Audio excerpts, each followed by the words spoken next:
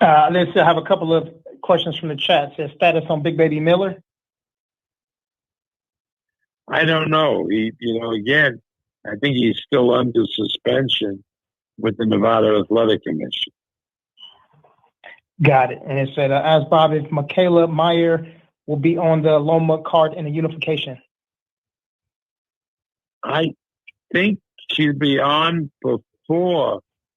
I really believe that she'll be on before sometime in May. I'm not sure, but she definitely will be on in a unification fight sometime. I thought May or June, but I could be wrong. Got it. And then there's a super chat from Young Merv the Cut Man. He said, when was the last time promoters kicked around the idea of consolidating boxing and creating some sort of league? Thanks. Boxing and what? Some sort of league. That's it. That's been talked about for over 50 years. Just can't work. No one wants to share the pot, right? Well, no, it doesn't make sense. Leagues don't make sense. It's an individual sport. So again, there's enough trouble getting promoters to work together and to let your fighter fight on another platform, and then to start with leagues. I mean, nothing would ever get done with promoters. They sit around and bullshit for the next 6 months without doing a fight, preparing for a league that just won't exist. How's the negotiations with Tyson Fury and Anthony Joshua going? They're over. They're finished. They're done. So the fighters have signed, and now we're waiting for the firm up a site and a date. Now, obviously, it's not as easy as it normally would be because of the pandemic. A country that was wanted to stage the fight and put up a big site fee may look and say that they have had so many COVID cases last week or last month that they don't know when they're going to be opening up. So it's very, very delicate, having nothing to do with the fight. Really a logistic challenge. So what's happening with the litigation with with Tyson Fury and Deontay Wilder? That is an arbitration, and the arbitrator will decide. So everything is still contingent upon the arbitrator?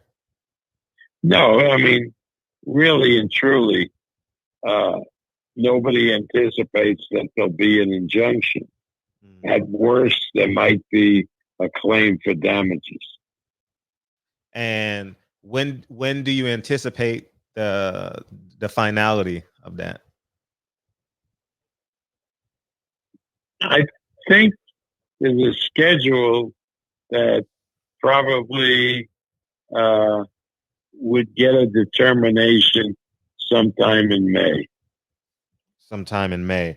So what are the options for Anthony Joshua, Tyson Fury? Because we just heard Eddie Hearns.